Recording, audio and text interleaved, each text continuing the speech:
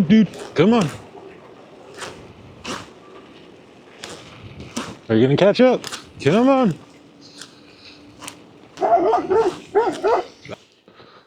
Yo, what's up? So, guess what? We're riding on a bike. We should probably ride a lot more. That we don't. The bike that actually started this channel. Well, I guess what this channel is now. Today, we're out mobbing on the Freego X2. Because, you know, this is the OG bike for the channel. The bike that started the channel. And I should probably ride it a lot more. But I don't.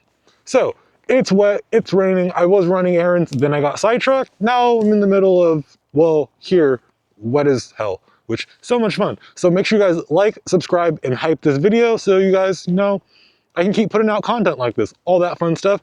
Today we're doing the good, the bad, the ugly of the Freego X2. I'm also going to give you guys some tips on how to make your bike a little bit more water resistant, survive these winter times, and a couple of issues that I've noticed that the bikes have been coming with out from the factory. So yeah, sit back, watch this video, enjoy. I need that watch time to get monetized. Thank you so much. Let's get into it. Oh boy, I am soaked.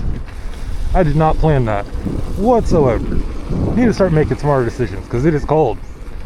And for some reason, all my gloves have holes in them, which kind of sucks. And I should kind of deal with that.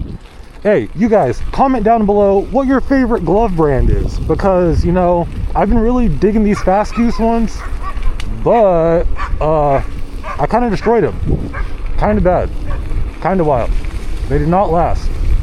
I mean, they're great, but the boy's a little bit rough with them. Wow, that was a puddle. Not a happy doggo. So, I'm just going to do a quick loop around here. So, today, we are doing the good, the bad, the ugly of the Freego X2. As you guys know, this bike has essentially been with the channel since the very beginning. Like, this was like kind of what built the channel. As you guys know, this was going to be a FPV drone channel. Oh, I forget, I cannot off-road with these stupid stunt pegs on my bike. Haha. Oh gosh. Oh gosh, this is way different than the Surron. Wow, holy hell.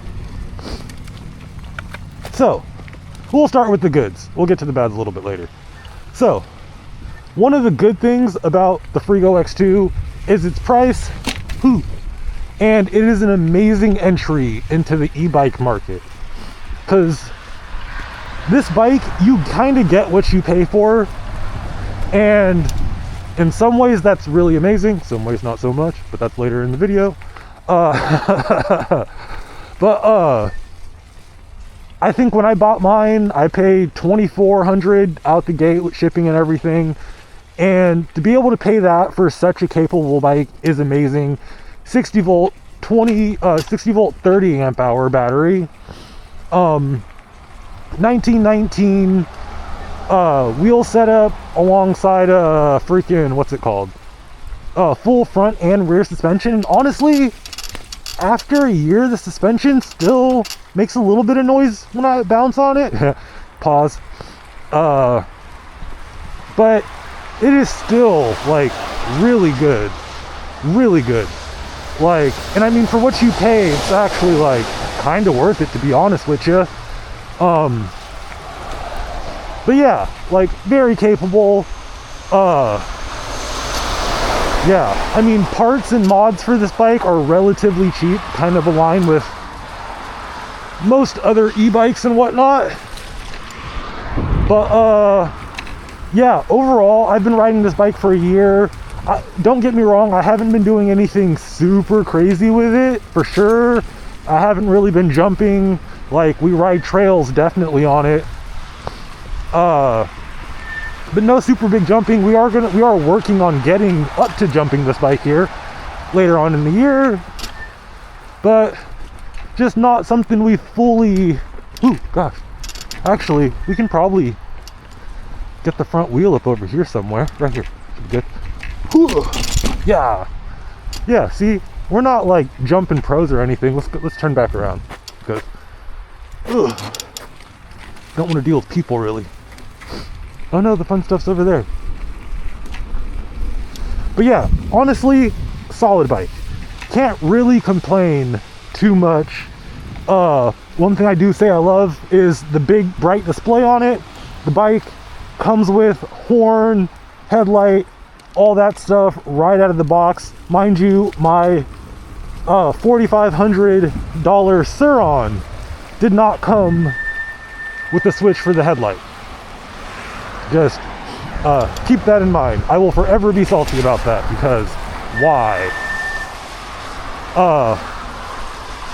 But like, yeah, this bike, it is kind of big, but also it being big is kind of nice, because like, it's not as nimble as say the smaller bikes, but can I go up? Yep.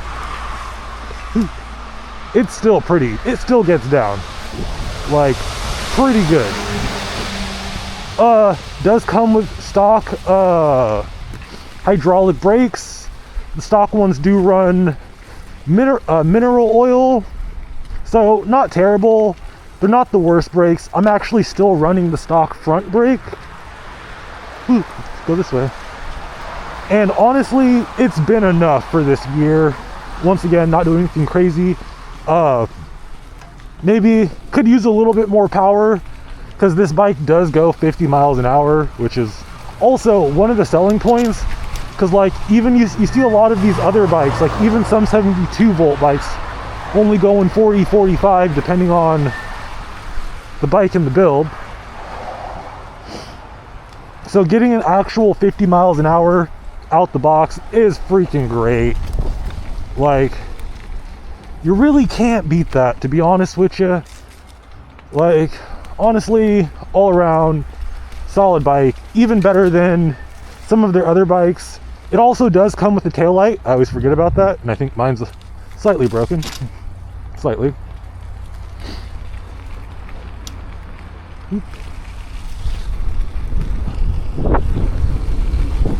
But yeah, like, phenomenal bike. 3,000 watt motor in the back, 6,000 watt peak. Freaking great for the size of the bike. Like I said, goes 50 miles an hour. Freaking amazing. I love it. I love it so much. It's so great. Like, honestly, yeah. There's so many good things about this bike for the price that you pay that it kind of upsets some of the cons, like, to be honest with you. So, now that my bike is thoroughly drenched, I don't know why I do these things to myself, let's talk about waterproofing your Frigo X2, because winter gets wet, and some of these bikes don't like it, and some people have killed their bikes, so take these steps to help save your bike, essentially, I guess. So, first things first, I have this little mud flap thing. I have it linked down below in the description. I have that, and that catches a good portion of the water that would get slung up on my battery, even though there's still a lot on my battery. Also, putting a piece of tape right there around the, just across the back of your battery will help keep a lot of the water and debris out. I just put a piece of like duct tape across it. It helps keep a decent amount out, making sure you slam your battery all the way down. It's fully seated around. I also take a small piece of tape, especially on really wet days, and just throw it up in there. Doesn't really have to be sticking on anything, just gives a little bit more coverage to help keep water, all that stuff out. Making sure you guys have your that rear fender on there. Freaking lifesaver. I love it. Freaking great. Definitely, I do have some tape on the top side, on the inside of this thing, your little side panel. I still haven't fixed that from my crash. Those of you guys who know. Those of you who don't know, go watch the video. But just shoving some stuff in there will help keep water out. But aside from that, maybe a little bit of tape right there in the backside. Definitely, you can ride this bike in the rain. It's freaking amazing. And yeah, also, don't leave your brake sensor just out like that, because, you know, it's kind of bad. But yeah, that's how we do it. Let's get back to it. Oh, what's up, doggo? What's up, doggo? What's up? And sadly, for this bike, there is some bad. And I'm gonna let you guys decide whether the bads outweigh the goods. Because, you know, you're the one spending the money, not me. I already spent it like an idiot. So, the bads of the Frigo X2. One, right off the bat, bad about this bike is the fact that it's not the company itself. They're kind of I don't want to say dodgy, but when it comes to their customer service practice, sometimes they're really on it, like on it, like you're like, damn, they're good. Whoa, a little bit sketchy there. Other times they're not so on it, and they kind of just leave you fumbling, like holding the bag, which honestly kind of freaking sucks. I've seen a couple people about controllers dying and batteries dying, not batteries, but motors dying, like shortly after receiving the bike or receiving the bike damaged. And so, yeah, that's not really the best. And that could be a potential issue you run into with the bike. Another major issue that tends to happen on these bikes is if you, let's see if I can get it without crashing. If you look right in here or right in here, like right in this area, side part of the bike, I don't want to get off because already kind of wet. The bikes tend to crack, especially if you're doing extraneous, like hardcore jumping curves, especially if you're just like sending the bike full send and all that whatnot. But like, I do have a first batch of the bike, and to be 100% honest with you, like I've been doing wheelies on this bike for like the last year, and I've been riding it off-road and doing I've had some gnarly drops and flops and whatnot. Yeah, goddamn. And I have not cracked it yet. So there is that, and I am very thankful about that, because it's kind of nice not to break my bike.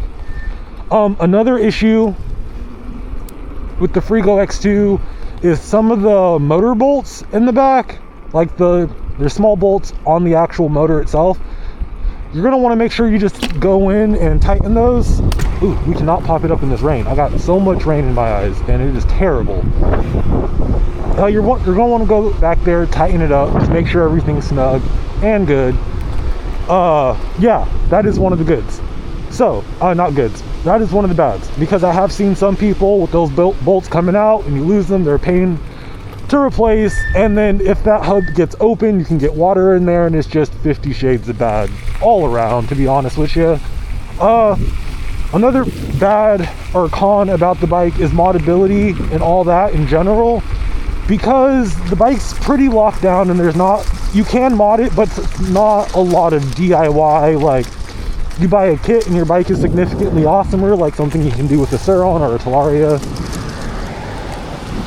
That is kind of a downside of this bike, because like, one nice thing about starting on something like a Surron is like, you buy the bike, it's not as meh, but once you're ready, you go ahead, you freaking dump shit ton of money in it, and then you got a banger bike for like 10 grand.